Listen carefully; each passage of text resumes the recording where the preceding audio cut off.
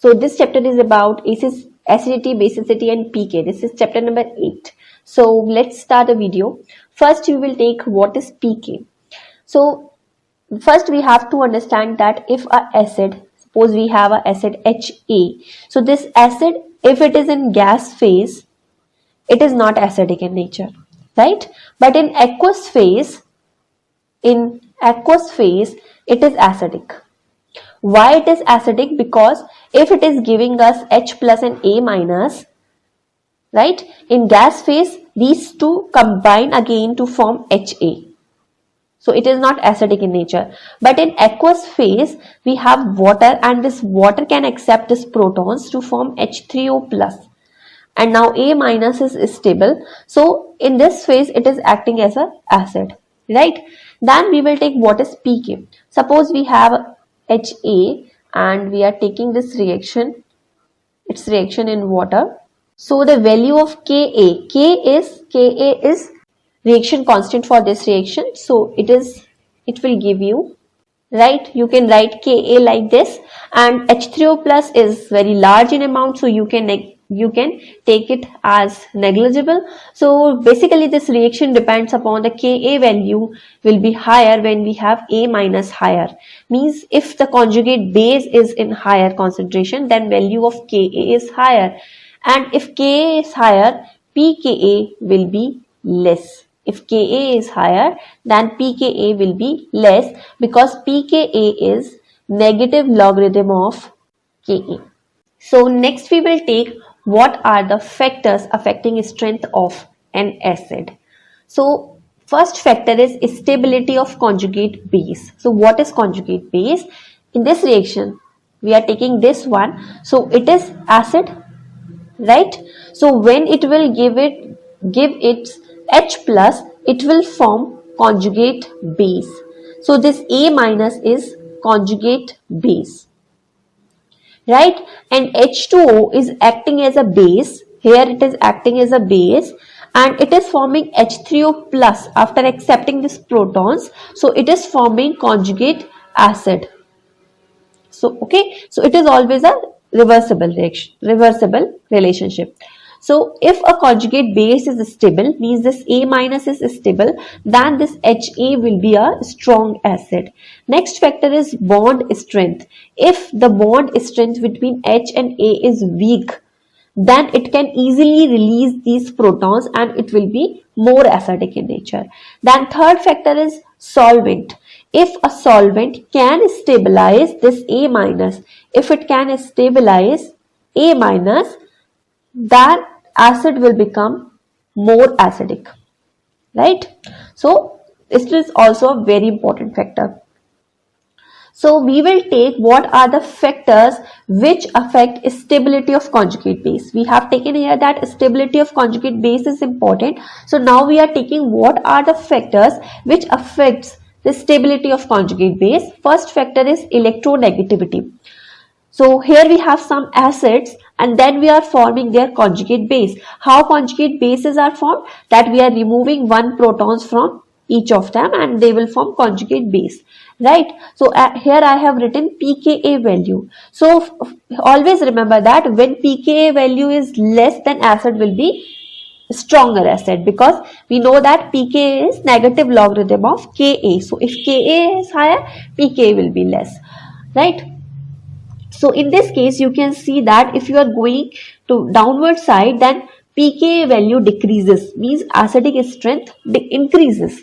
So why acidic strength increases? Because these conjugate bases are stabilized by this conjugate base is stabilized by most electronegative atom. Fluorine is more electronegative as compared to oxygen. It is more than nitrogen than carbon, right? So if we have a more electronegative atom attached with this conjugate base or this anion, it can better stabilize it. Okay, so pK value will be less. The next factor is strength of AH. So if strength is less, as I have told you earlier, that if strength is less, then bond pK value will be lesser. So if you are going from hydrogen fluoride to hydrogen iodide, then HI will be more stronger acid. It has more negative pK value. Okay, so it is strongest among these four. So why it is strong? Why it is strongest? Because HI bond is the weakest bond among all these four, right? So the formation of I minus is most feasible. The next factor is delocalization of negative charge.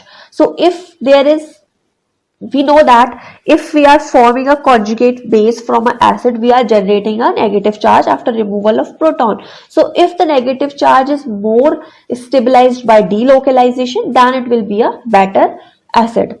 So if you are looking at all these four, so it is hypochlorous acid, okay, and this is perchloric acid, and perchloric acid is the most acidic in nature, because in this case this negative charge can delocalize over 4 oxygens, right? One way is this, then this will become negatively charged, now it can move here, so it is delocalized over 4, while in this case it is delocalized over only 1, in this case 2, it is 3, and it is most delocalized. That is why its pK value is the least. So these are all the simple examples which you can easily understand. Okay, so but these are the bases. If you can understand these things, then you can also understand the difficult ones. Now if you have, suppose, a molecule of acetate, and if you have suppose acetic acid, and if you have methyl sulfonic acid, so you have to identify which one will be the more acidic in nature. So methyl sulfonic acid will be more acidic. You can easily see from the pK values that its pK value is much lesser as compared to acetic acid. Why it is more acidic in nature? Because its negative charge, if you are forming its conjugate base, suppose you have methyl sulfonic acid, and after removal of this proton, if it is acting as an acid, it has to remove this proton, it is forming this conjugate base, and in this conjugate base the negative charge can delocalize over 3 oxygens, while in this case it can only delocalize over 2 oxygens, right? So it is more stable. If conjugate base is more stable, then acid will become more strength. Acid has more strength. Then we will take next example, that is cyclohexanol and phenol, which is more acidic. We know that phenol is more acidic.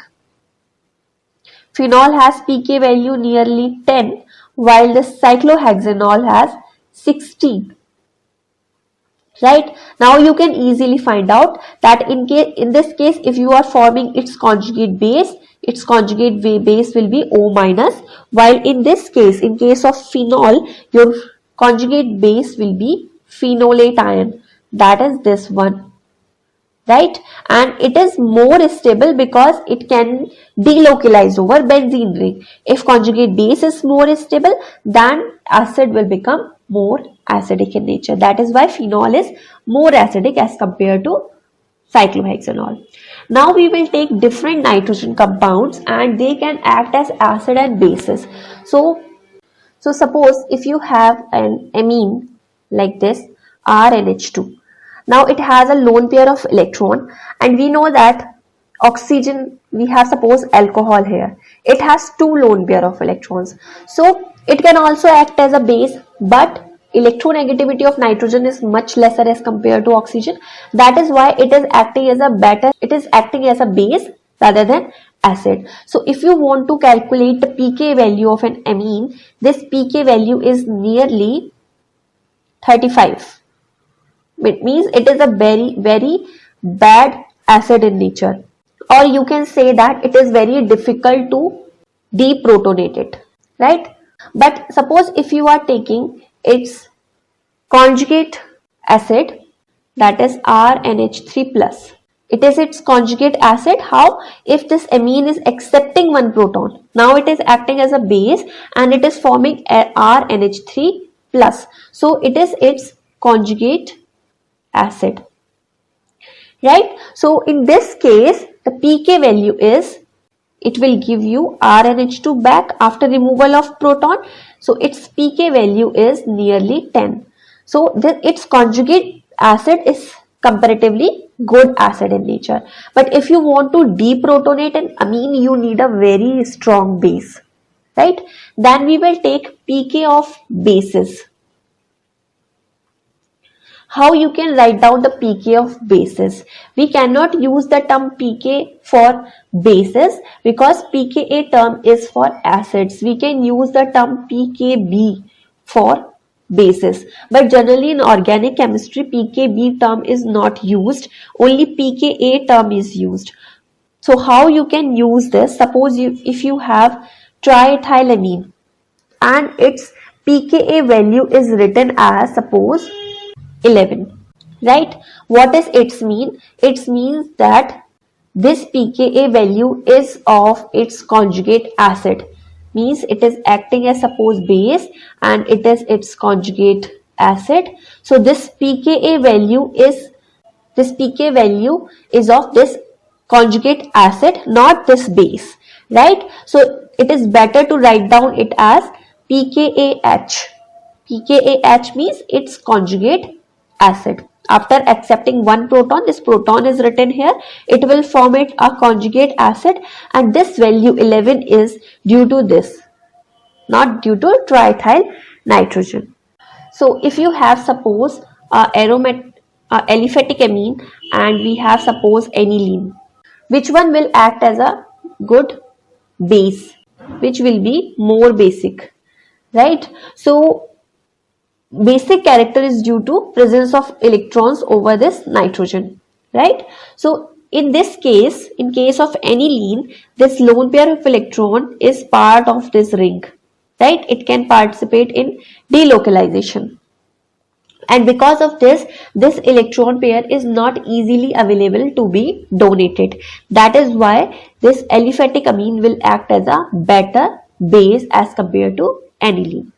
Next we will take amides. Amides are weaker bases as compared to amines. So first we will write down the structure of amides. So amides are less basic, more acidic as compared to amines. Why? Because again the same reason as we have discussed for aniline, that the lone pair present on nitrogen is part of conjugation, so it is not available to be donated, right? So it will form, now it can act as acid and donate one proton, and its pK value is nearly 50, right? Next we will take amidenes.